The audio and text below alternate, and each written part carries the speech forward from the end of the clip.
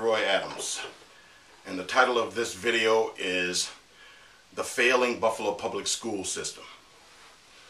Now, first I want to say, I knew that when Dr. James Williams came here that he was the wrong man for the job.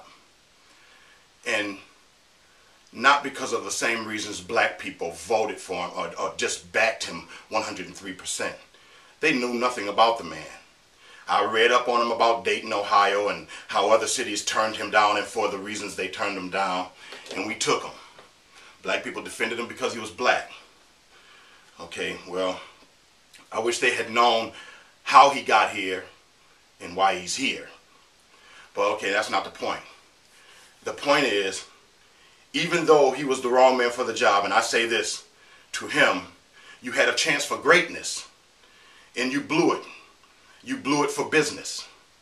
You had a chance for greatness. You could have straightened this system out. These kids needed some leadership, and so did these parents. But the parents backed him tooth and nail, and now they want him out because the system is failing. The students are failing. The graduation rate is dropping. It is plummeting. Sorry. This is not the fault of Dr. James Williams or the system. This is our fault. The parents. Everything that's happening in those schools right now, the foundation of it happened in the homes. These kids are taking their homes to school. The Bible says you will know a tree by its fruit. Your fruit are your children. All our children are doing is telling how bad of a job we're doing raising them. We have no structure. Listen, let me tell you about our mentality. We complain to society about there being no black coaches. We send our kids to those colleges that have the white coaches. We have black colleges with black coaches. We not one time think of sending our children there. I'm just making a point about us, another point. We're angry for nothing. We got to be, at this point, the most violent people, period. We're mad for nothing. We pull in the middle of the street and dare you to blow your horn. You're liable to get shot.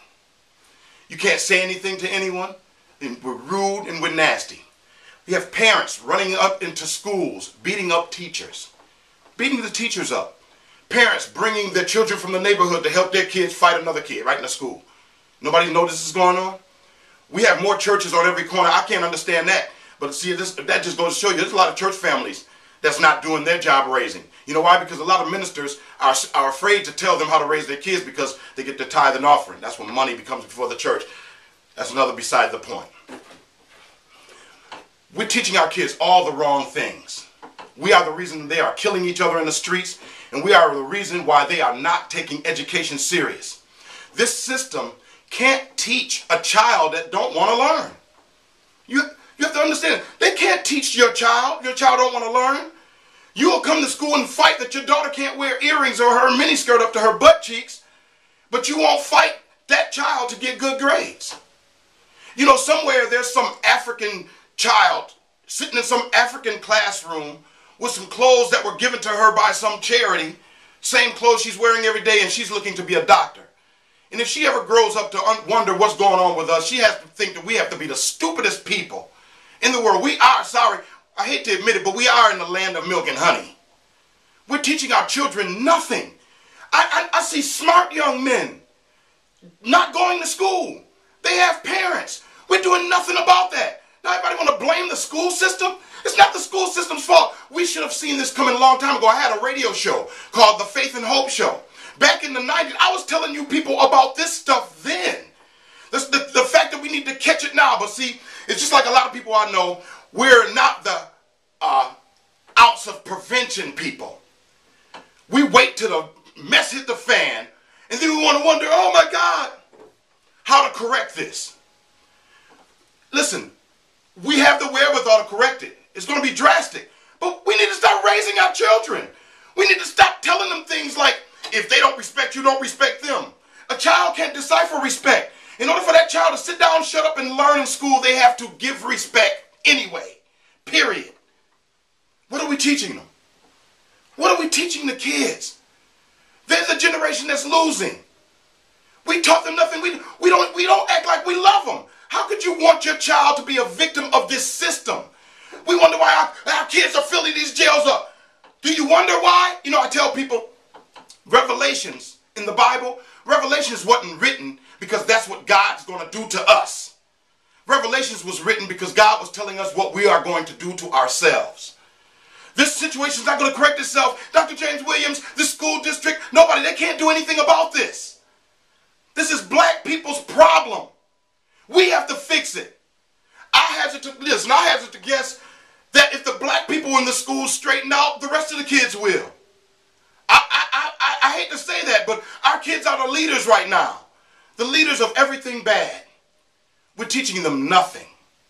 And now we're trying to lay the blame on someone else. We saw this coming in the 90s. We saw this coming with the Ice Cube music and all this other music that we claimed wasn't a problem for our kids and couldn't be blamed for it. I always tell people this. An adult falls more in love after hearing a love song. You're going to tell a child that they can't be caught up in music emotionally? You're ridiculous and as stupid as this situation is. We have to understand this is our fault. We have to fix this. No Dr. James Williams, no one in this system can fix your child going to school and wanting to be disruptive. These teachers are scared. You know what these people are talking about now? They want to go back to neighborhood schools. And then people are going to say, we'll get the worst teachers. What teacher want to come to a danger zone? Black teachers won't even want to come to black neighborhoods and teach. Our kids are that far gone. Look, we watch them murder one another every year. We did nothing about that. What did we think was going to happen? What did we think was going to happen? I told you why Revelations was written. Our children are smart.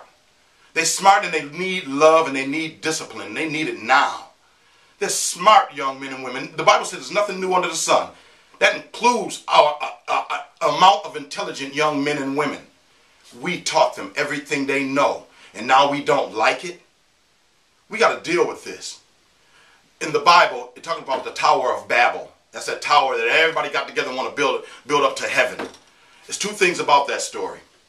God was upset that man was trying to build a ladder up to heaven. But what God was pleased with at that point is that he knew at that point he had equipped man with everything he needed to know to survive in this world. That includes our kids. That includes us as parents. We are 100% at fault for this. 100%. We correct that, we correct the problem. We don't, Revelations.